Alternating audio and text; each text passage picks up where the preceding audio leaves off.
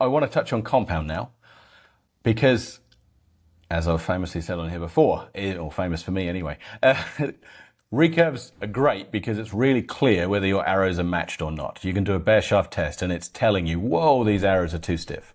That's also the problem with recurves. It's really clear if your arrows are not right. You have to be if you want to maximize your performance, you have to have your bow tuned. The great thing about compounds is they will shoot a whole wide range of arrows. You can have 3 different spines, and I've been struggling sometimes to pick out the performance difference.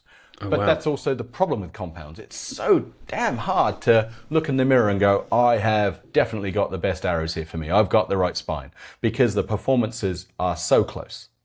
And I remember I'm gonna give a story here, and I might get some of the information wrong, but the broad sense is correct. It was an archer he was still shooting. Now I think we'll call him a media star, but when he was actually an archer, someone asked him, how do you select your arrows? And he basically just said, go off the chart. Here you go. They'll be great. And that archer then at the seminar went back to him and said, that's rubbish. That's not what you do. Why did you fob me off with that? And he said, okay, then I'll tell you what you should do. You should work out what spine you need. And if you need 450s, you should go and buy some 400s, some 450s, and some 500s. I've got that right. He said then you should break each set into sets of 4. You should cut all of that. You should have each set. You should then have one group of 4 where you cut an inch off the back, one group of 4 where you don't, and they're both cut to your draw length. Then the other group of 4 you should do off the back as well, and not off the back, and cut them half an inch longer. So you basically, by the time you've finished all this, you've got 12 different sets of 4 arrows. I think I've done that maths right. Something like that. So then you've got 12 sets of 4 arrows. Then you go and group tune them. And then when you see which ones perform best, you then go buy your 2 dozen to prepare for the competition season. And he said, I wonder why he didn't say that to... He said, sir, because you were telling me you're buying your first set of X10s, I didn't think you wanted to go spend $5,000.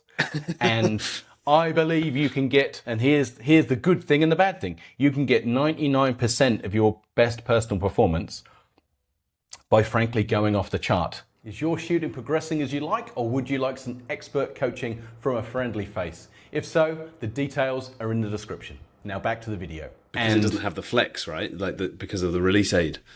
Because if you, again, I've got 2 high-speed videos, one with Recurve, one with Compound. They'll both be on the closing tile of this video.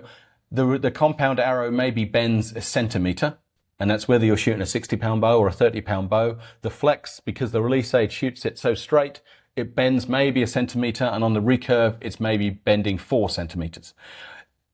So the compound spine, you can just get away with such a wide selection that, if you go off the chart, unless you're looking for those last 3-4 points to be a world champion, you're not going to go wrong off the chart. Now with the recurve, we discussed before, you can go wrong off the chart. Your bow, your shooting technique can mean, with all the best skill in the world, I can select you an arrow and I'm wrong, and we need to either cut them or change something.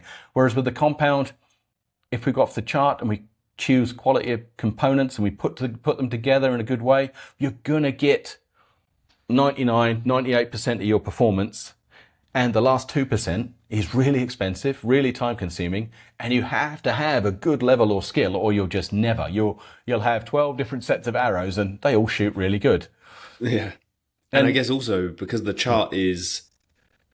because compound is so consistent, depending on what you're doing with recurve, someone could have the same draw length and the same poundage and be like 2 spines different because of chin drag and release fingers and grip and torque and all that. But because compound is so much more, obviously not punching the trigger, but you're like squeezing the trigger, and the bow, essentially the actual force stroke of the bow is more similar between people. It's more reliable for Easton to say, like, this is the chart, and they're a lot closer to what it should be, I guess. Yes. So the only thing that comes into play with this, like it does in the recurve, is you can have 4 bows that are all 60 pounds, 29 inches, but the profile of that cam, so the way the engineer has designed how the weight comes on and off, that's a huge performance thing, because that can be changing your speed of your bow far more than you can do anything with the Recurve, you know. So it is, so yes, the bows are, you still get the different performances from the bow, but if I wind the clock back to 2001, I was world number 2, and I had 4 different spined arrows, all cut to the same length, same points. Yes, lucky guy. I had an athlete, and 2 of the sizes, I just had 6 arrows that another athlete gave me, and I could hardly decide which ones were best. I'll be honest with you, I decided the heaviest ones on there, I had a reasonable feeling they weren't the best.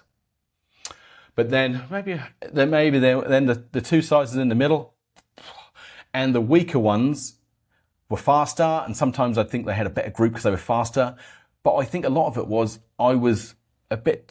I mentally didn't, because I couldn't see a performance difference, I was less inclined to use them because they went with a bit of a bang, and I was sort of worried to use them because they're 2 spines lighter than I should be. But when I looked at the scores, actually they would have been fine. I don't know. It was occasionally it made 1 or 2 points difference on the lower, but generally if they were the only arrows I was given, it wouldn't have really changed my career. So even at that level, you know, yes, I wasn't world number 1 and I wasn't world champion, but I certainly had a reasonable level of performance, and I couldn't tell the difference.